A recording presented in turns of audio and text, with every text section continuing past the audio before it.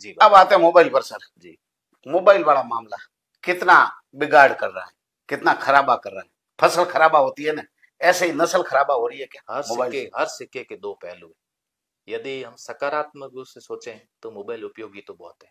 उपयोगी यूँ कि आजकल सोशल मीडिया का जमाना है और इसमें बहुत सारी चीजें सीख मिलती हैं, अच्छी ऐसी चीजें यदि आप लोग उसके अंदर करते हो तो बहुत अच्छी बात है और मोबाइल आपके लिए फायदेमंद भी। अब दूसरी बात आती है नकारात्मकता। तो ये मोबाइल ना केवल आपका जीवन खा रहा है, आपका स्वास्थ्य भी खा रहा है, आपके सपने भी खा रहा है और आपका फ्यूचर भी खा रहा है। ये बात बच्चों को भी पता नहीं चल रही। ये मोबाइल खा रहा है। मोबाइल एक तो सबसे पहले आपका समय खा रहा है, समय के साथ साथ में आपका स्वास्थ्य खा रहा है, स्वास्थ्य के साथ में आपके सपने खा रहा है, सपने के साथ साथ में आपके रिश्ते नाते रिश्तेदारी भी खा चुका है ये।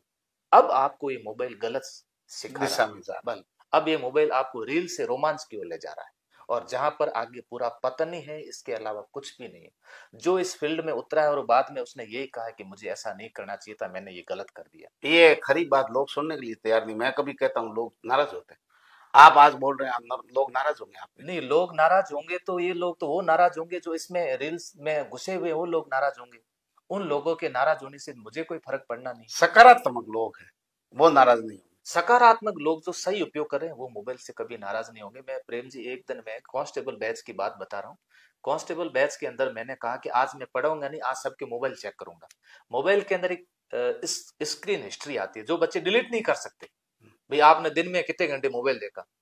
लगभग सभी विद्यार्थी दिन में 8-8 घंटे मोबाइल देख रहे हैं और 8 घंटे के अंदर 2 घंटे कोई फेसबुक देख रहा है, 2 घंटे व्हाट्सएप देख रहा है और लड़कियों के मोबाइल में 2-2 3-3 घंटे स्नैपचैट देख रही। कल्याण हो गया। अब वो बच्चियां कोचिंग में पढ़ रही हैं और उनके पेरेंट्स कह रहे हैं कि हमारी बच्ची कोचिंग में जा रही है, बच्चे कोचिंग में जा रहे हैं। और वे लोग कोचिंग करने के बाद में क्या कहेंगे? हमने यहाँ पर कोचिंग की इसलिए हमारा कोचिंग सिलेक्शन, वाले ने मेहनत नहीं की हमारे बच्चे की। मैं एक बार भाई कवास गया कोई कार्यक्रम के अंदर, तो एक बुजुर्ग बा उठ करके मेरे पास में आई, मेरे को कहा कि आपने मेरे पैसे खा लिए। मैंने कहा बा हमने कैसे पैसे खाए आपके? तो कि मेरे बेटे की फीस खा ली तुमने। मैंने कैसे? तो कि वो जो सिलेक्शन हुआ है ना वो मेरे भाई का बेटा है और ये मेरा बेटा, दोनों साथ में हुआ थी। इसका मेरे वाले हुआ नहीं, उसका हो गया, तूने पैसे खा लिए मेरे। मैंने कहा बा हमने पढ़ाया, हमने दोनों को बराबर पढ़ाया एक ही कोचिंग में। अब आप दोनों ने किसने सही देख रहे कि ये आप पे निर्भर करता है। मेरे पास 4 घंटे आया, 20 घंटे किसके पास रहा? आपने कभी उसके रूम जाकर के देखा मेरा बच्चा कहाँ रहता है? आप रूम भी मत जाओ, मकान मालिक के नंबर ले लो, मकान मालिक को कॉल करके पूछते रहो कि बेटा रूम पे कितने बजे आता है और बाहर कितने बजे आता है। इतना ही बहुत है। आप इतना भी नहीं करते हो, आपके पास समय नहीं। हम हमारे काम में व्यस्त हैं, तो आप उधर व्यस्त रहोगे, आपकी संतान इधर व्यस्त रहेगी। आप सोचो आप कहाँ जा रहे हो, पैसे का क्या करोगे? आप इतने व्यस्त रह करके क्या करोगे जब अपनी पीढ़ी के लिए आपके पास में समय नहीं? उन बच्चों को मैंने बहुत डांट लगाई। मैंने कहा बेटा देखो, यदि आपको ऐसा ही करना है तो कोचिंग मत करो, कल से आप कोचिंग बंद कर लो। उन्होंने गलती स्वीकार की, सर हमारी गलती हो गई, कल से रजिस्टर बना देना। हमारे जो ये 8-8 घंटे जो गलती हो गई, इस गलती को हम स्वीकार करते हैं, भविष्य में ऐसी गलती हम नहीं करेंगे।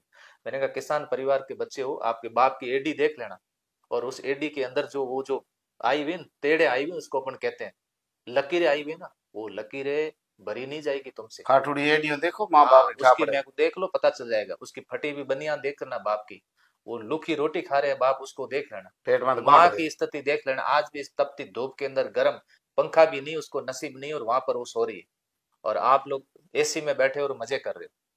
तब उनको रियलाइज हुआ कि सर हमारी गलती हो गई और हम ऐसा नहीं करेंगे। इसका मतलब है कि बच्चों पर ध्यान देने की बहुत आवश्यकता है, बहुत ज्यादा आवश्यक। बहुत ज्यादा आवश्यकता है। वर्तमान पीढ़ी पर तो जबरदस्त आवश्यकता है, क्योंकि संस्कारों की बहुत ज्यादा कमी हो गई और दूसरे कुछ लोग संगत में आकर के यहाँ लोग ले डूबते हैं। शहरीकरण ने बर्बाद कर दिया। शहरीकरण में चकाचौंध की स्थिति आ गई है और इस चकाचौंध की स्थिति ने लोगों को काफी कुछ भ्रमित किया है। अब जनरली बात है, आप बढ़िया कुर्ता उर्ता लगा के बैठे और मेरा मन तो हो रहा है मैं भी ऐसा कुर्ता पहनूं। अब जब मैं आपको पूछूंगी इसे कुर्ता पहनने के लिए क्या क्या करना पड़ता है, तो आप बता दोगे ये 13 में 10वीं करके यहाँ आया, ये कुर्ता तब आया है। तब आया ना, 30-35 साल में कुर्ता आया है। तो 30-35 साल का संघर्ष उसको बता दोगे तो पता चल जाएगा कि इसमें संघर्ष करना पड़ेगा। अब आप कह दोगे इसके लिए तो कुछ नहीं है, मजे मारो आराम से करो, मैं आपको बता देता हूँ, वैसे मोबाइल चलाओ, वैसे करो, घर के पैसे आते उसके उपयोग करो, कोचिंग में मत जाओ या फला लाइब्रेरी मत जाओ, कुर्ते पायजामे लगा दो, लगा सकते हैं, सैंट लगाओ। सैंड लगा करके घूम सकते हो। ऐसा जोधपुर से एक बढ़ाने आए थे, उन्होंने कहा कि सर ये सामने जो बैठी हैं बच्चियां सब घाघरा ओढ़ना राजस्थानी वेशभूषा, हाँ। बच्चे कुछ बाहर बैठे हैं। अब मैंने कहा आपके वहाँ पर कैसे है, तो कहना हमारे यहाँ तो जींस एंड टी शर्ट वगैरह ऐसे। मैंने कहा ठीक है, आपका थोड़ा वहाँ की सोच अलग है तो हो सकता है, मैं कपड़ों पे आपके कमेंट नहीं करना चाहता हूँ।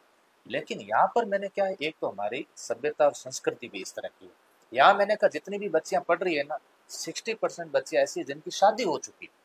ये अच्छा, शादी हो चुकी है तो बच्ची है ना सभ्य कपड़े पहन करके आती है, कोई शर्म की बात नहीं है। कोचिंग के अंदर आप जाओ, बिल्कुल आपके पियर पक्ष भी हो सकते हैं, आपके ससुराल परिवार पक्ष के भी, लोग होते हैं, परिवार के लोग वहां पर बैठे हैं, तो आपको घाघरे ओढ़ने में वगैरह रास्ते में लोग देख रहे हैं, राजस्थानी आते जाते वेशभूषा थे। में आना भी चाहिए। और बिल्कुल। हमारी अधिकतर बाड़मेर की बच्चियां इस वेशभूषा के अंदर आ रही है, हाँ। तो बाहर से जो लोग आते हैं उनको थोड़ा असहज महसूस होता है। असहज यूं होता है महसूस क्योंकि वहां पर जो बच्चियां पढ़ रही है वो शादीशुदा नहीं होती, और शादीशुदा नहीं होती है तो जननी फिर वो अपने हिसाब से, बात थोड़ी अपने हिसाब वो है, से, कपड़ा में थोड़ा ज्यादा फर्क। हाँ उनको अपने ठीक है। अब वहाँ की सोच ऐसी। अब आप और आगे दिल्ली चले जाओ, फॉरेन के अंदर चले जाओ, जैसी जैसी सोच वो ऐसे चड्डे पहन के घूम रहे हैं, जैसी सोच है, उनको कुछ लग ही नहीं रहा।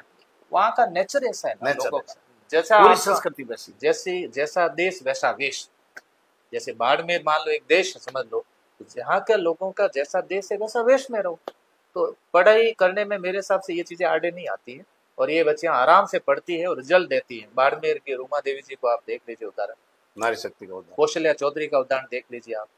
इन्होंने कोई मतलब सभ्यता और संस्कृति से समझौता नहीं किया। अभी तक कपड़े वो ही पहन रहे हैं आराम से, भले कितनी बड़ी सेलिब्रिटी। बिल्कुल है, आपकी ये पहचान है, इसी पहचान में रहिए आप, और इसी पहचान के अंदर रहिए तो आप देख लीजिएगा।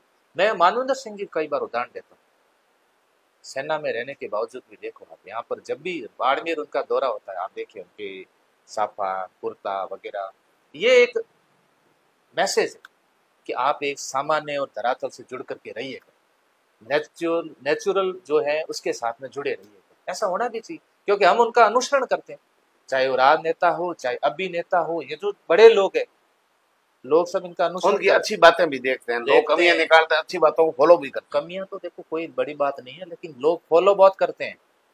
आज किसी नेता ने किसी अभिनेता ने क्या बात बोली है, लोग उसको गौर करके उसको सुनते हैं, तो उनको बात ढंग से बोलनी चाहिए। सभ्यता